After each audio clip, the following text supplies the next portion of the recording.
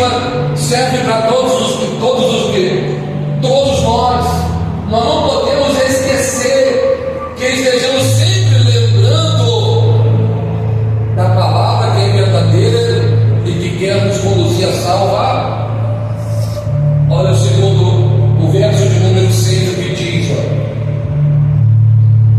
e anjos, os que não guardaram os seus estados original. Isso aqui foram os anjos que foram persuadidos por Satanás, os seus estados originais, mas abandonaram o seu próprio domicílio, quer dizer, o céu.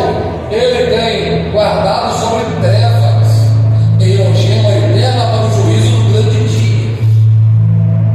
Verso de número 7: como Sodoma e Gomorra, as cidades circunvizinhas, que havendo se entregado à prostituição, como aqueles seguindo após outra carne, são pós aparecendo do fogo eterno, sofrendo o quê?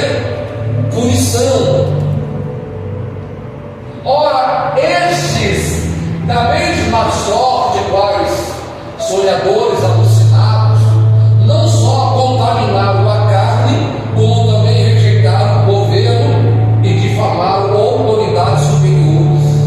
Isso aqui são pessoas que não recebem exortação, pessoas que não atendem à disciplina da palavra de Deus e das suas autoridades, seja governo, seja autoridades pastorais, espirituais. Então, essas pessoas estão se submetendo ao jugo maligno, isso espontaneamente e de forma deliberada, quer dizer, estão sendo conduzidos. Verso de número 9: contudo, o arcanjo Miguel, quando contendia com o diabo e disputava a respeito do corpo de Moisés, não se atreveu. Olha só, o anjo Miguel, o arcanjo, não se atreveu a proferir juízo difamatório contra ele. Pelo contrário, disse o Senhor te repreenda. Quer dizer, ele, sabendo quem era Satanás, o arcanjo Miguel, ele não se atreveu. E isso não quer dizer que ele se intimidou, mas ele não se atreveu em colocar qualquer julgo inflamatório contra Satanás. Mas diz o quê? O Senhor te repreende. Por isso que diante das nossas situações, problemas que venhamos enfrentar, nós temos que colocar tudo na mão de quem, igreja? Na mão de quem?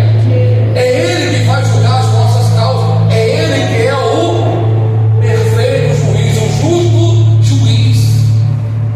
É Ele que é o autor da verdade, conhecedor daquilo que é certo e que é verdadeiro. Então só Ele pode julgar as nossas o quê? Então o arcanjo Miguel, ele não quis proferir nenhum juízo inflamatório contra Satanás, mas ele disse: o Senhor te repreende. Este, porém, quanto a tudo que não entende, difama, e quanto a tudo que compreende por instinto natural, como os brutos sem razão, até nessas coisas se corrompe, quer dizer, age de forma sem sabedoria. Ai deles, porque perseguiram pelo caminho de Caim e, movido pela ganância, se precipitaram no erro de Balaão e pereceram na revolta de Corá. Aqui ele está falando a respeito do erro de Caim, ganancioso, matou seu irmão. O irmão dele estava fazendo tudo que era certo e correto, e ele fez de qualquer maneira, e ele se viu diminuído e foi lá e, promovido por Satanás na mente, foi lá e matou o irmão. Balaão, como também a revolta de Corá, como o Abirão, como também Miriam, como também Datã se rebelaram contra Deus. Miriam ficou leprosa. Miriam ficou leprosa. E eles, Datã, Abirão e Corá, eles foram engolidos pela terra. Se abriu um buraco e eles foram executados vivos, destruídos vivos. Há um grande perigo quando uma pessoa ela se volta principalmente contra as coisas de Deus, a igreja de Cristo, a liderança, o governo. É uma ignorância da pessoa entender que aquilo que ela está recebendo, que aquilo que vem voltar, vem para a disciplina da vida dela, vem para que haja uma mudança em direção da vida dela e não para o mal. Mas quando ela interpreta de forma contrária e ela se rebela, ela está trazendo o mal para si. E ela não quer simplesmente o mal para ela, porque o mal já persuadiu ela, já tomou a mente dessa pessoa. Então o que ela vai fazer? Ela vai usar dos métodos que ela tem para persuadir a outra pessoa, como Eva fez com Adão. Como Eva fez com Adão, persuadiu Adão a comer também a maçã. Então é assim que o diabo trabalha. E nós não podemos subestimar a Satanás com seus demônios. Por quê? Porque ele colocou os anjos contra Deus, dizendo que Deus estava errado, dizendo que Deus não era tão perfeito como se dizia ser, e que assim, inventou um monte de mentira. A Bíblia fala que o diabo é o pai do quê? O diabo é o pai da mentira. Ele usou da narrativa contra Deus e colocou essa terça parte dos anjos contra Deus. Então não como eu posso colocar, não é tão difícil para ele fazer persuadir você com a palavra, com a narrativa de coisas que talvez seja uma grande mentira, mas da forma que chega no teu ouvido, vai colocar em você uma certeza e você vai levar aquilo para frente. E aí, tanto aquele que está disseminando essa mentira, essa narrativa mentirosa, como você que está dando ouvido, vai se perder. E esse é o intuito de Satanás, que você se perca e também seja condenado a viver atormentado eternamente no inferno. Então, dando continuidade, estes homens são como rochas submersas em vossas festas de fraternidade, banqueteando-se juntos sem qualquer recado, pastores que a si mesmos se apacentam, nus e sem água expelida pelo vento, árvores em plena estação de fruto, destes desprovidas, duplamente mortas, desarrigadas, não é isso? Ondas brávias do mar, que espuma suas próprias sujidades, estrela errante, para os quais tem sido guardada a levedão das trevas para sempre. Como a este foi, e também profetizou Enoque, o sétimo depois de Adão, dizendo: eis que veio o Senhor entre suas santas miriades, para exercer juízo contra todos e para fazer convicto todos os ímpios acerca de todas as obras ímpias que impiamente praticam, ou praticaram melhor, e acerca de todas as palavras insolentes que o ímpio pecador proferiram contra eles. Os tais são murmuradores, são descontentes, andando segundo as coisas o quê? A sua boca vive propalando grandes arrogâncias, são aduladores de outros por motivo interesseiros. Amém? Por isso que nós temos visto hoje muitos atrativos em meio ao Evangelho, à igreja, muitas coisas que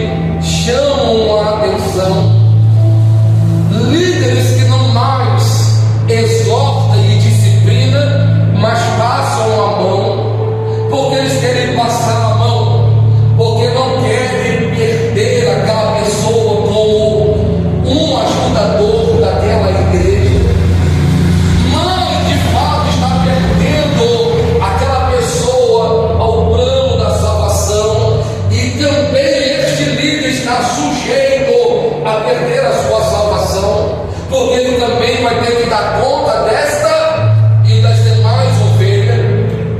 Porque se ele não disciplinar e exortar e ensinar aquilo que é o verdadeiro, para que a pessoa ela se alicerce e ela fique firme consoante a palavra de Deus, então naquele grande dia ele vai ser cobrado, porque essa pessoa vai ser uma pessoa fácil, vai ser uma pessoa de presa fácil para Satanás com os seus demônios, que vai conduzir essa pessoa da forma que ele bem entender. Então é preciso a gente ensinar, é preciso que a palavra ela venha ao nosso encontro e ela traz os seus efeitos. E esse efeito é eu abrir o meu coração, deixar a palavra entrar e levá-la para a prática da minha vida, dizendo: Deus usou o pastor para me disciplinar, Deus usou aquele líder para abençoar a minha vida. Então a partir de hoje eu vou me posicionar, não se rebelar, se voltar contra aquele líder, aquele governo, aquela igreja, aquele ministério, e isso fazendo persuadir outras pessoas a fim de que também elas sejam tomadas pelo mesmo espírito de rebelião, e isso vai trazer danos para ambos, porque foi isso que aconteceu aos anjos, foi isso que aconteceu aos anjos, verso 6. E os anjos que não guardaram o seu estado original, mas abandonaram o seu próprio domicílio, ele tem guardado sobre trevas e algemas eternas para juízo de grande dia. Igreja, é preciso eu viver, é preciso você viver a sua fé prática em Deus. Você não deve deixar se persuadir por pessoas, você não deve deixar se persuadir por palavras que são contraditórias àquilo que é verdadeiro, palavras que são contra aos princípios religiosos, os princípios da palavra de Deus. É preciso você se guardar desses dias e desses últimos dias que são tenebrosos. O diabo está trabalhando de todas as formas e com todos os seus meios, armas, para tirar o maior número de almas possível.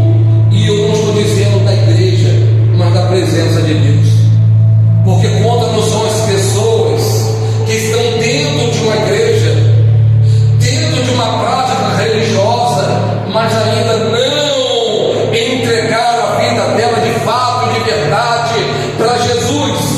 Ainda estão vivendo uma vida de forma errada, seguindo por direção errada, e dizem: ah, pastor, mas eu não consigo. Você consegue sim, é apenas um detalhe, é só você dizer como o apóstolo Paulo disse: eu tudo posso naquele que me fortalece.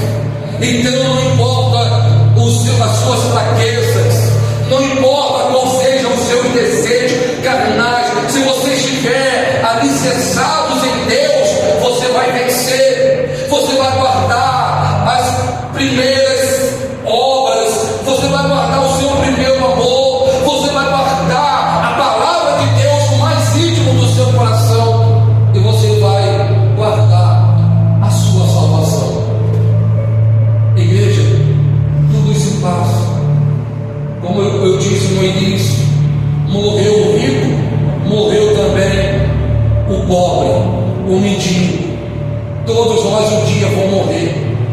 E se você morrer em uma prática religiosa, ou estando num estado religioso, num estado de rebelião, buscando seus conceitos, buscando os seus próprios interesses, e você não estiver voltado mediante a palavra de Deus, sendo persuadido por este mundo e por tudo quanto esse mundo lhe apresenta, pela persuasão maligna, então você vai morrer sem salvação. e você vai viver atormentado no inferno. E eu creio que não é isso que você quer para a sua vida. Então, se posiciona hoje, se coloca no estado prático, natural, nos seus próprios domicílios, quer dizer, na presença de Deus. Os anjos, os que não guardaram o seu estado original, mas abandonaram os seus próprios domicílios, pessoas que estão se afastando da igreja por qualquer coisinha hoje, você não pode pregar mais de forma que confronta a pessoa, porque se você confrontar, a palavra for de contra a pessoa, confrontando ela, então ela fala: eu não vou mais nessa igreja, eu não vou mais.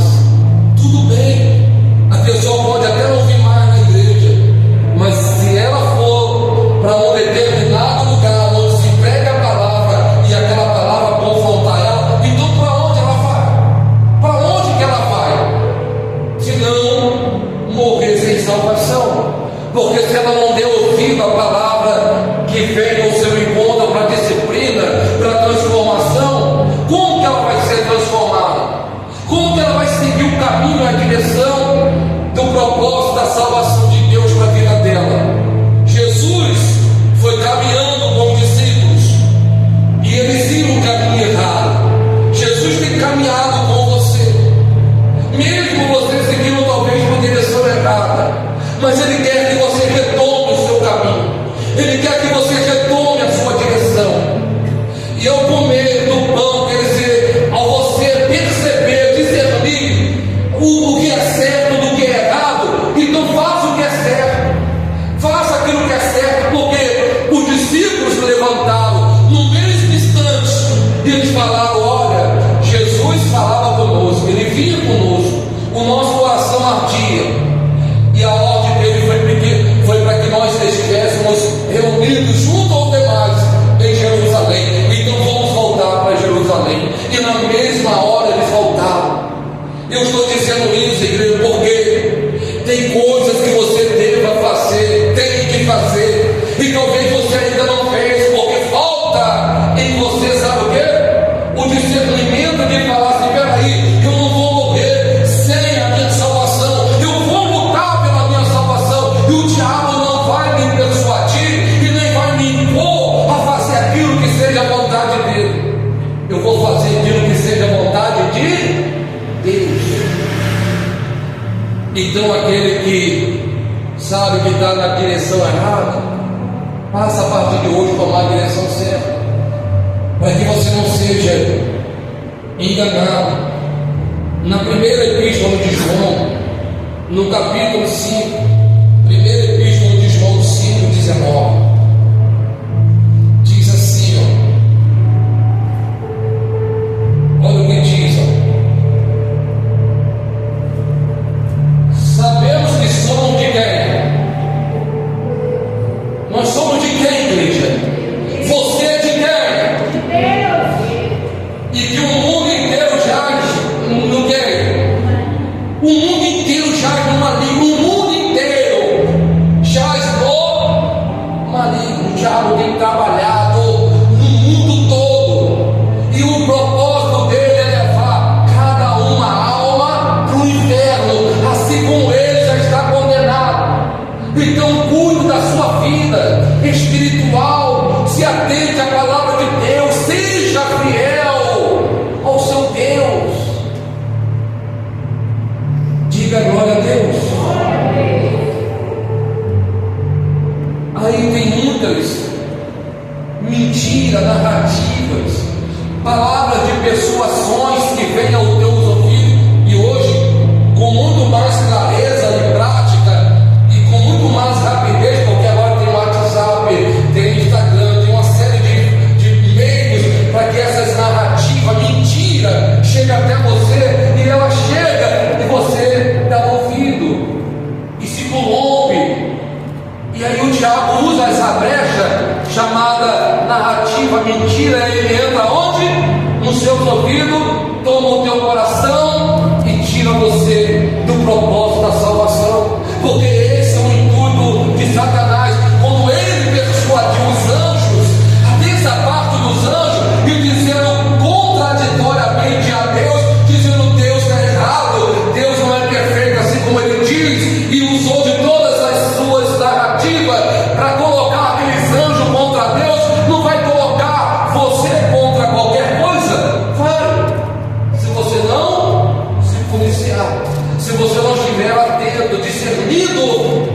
certo do que é errado. Para isso é preciso você ter uma vida com João 8:44, o Evangelho.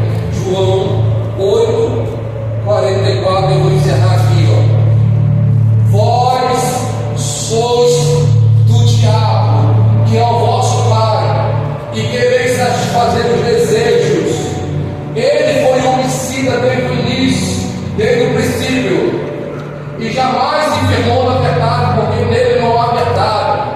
Quando ele profere mentira, fala do que lhe é próprio, porque é mentiroso, é o pai de quem? O pai da mentira. Então o diabo, que é o pai da mentira, o pai das narrativas mentirosas, ele vai se levantar para te levar pelo caminho errado. Mas cabe a você ter a sabedoria e o discernimento de Deus para seguir pelo caminho certo. A salvação, ela é individual. Dois estarão numa cama, um será tomado, outro não. Quer dizer, o casal, que são uma só carne, biblicamente falando, se um tiver na fé, guardar a sua vida para a salvação, o outro não, então um vai ser tomado, o outro vai ficar. Embora o desejo de Deus é salvar os dois. Amém? Então ande no mesmo propósito da fé. Diga glória a Deus, diga obrigado, Jesus, e glorifique-me.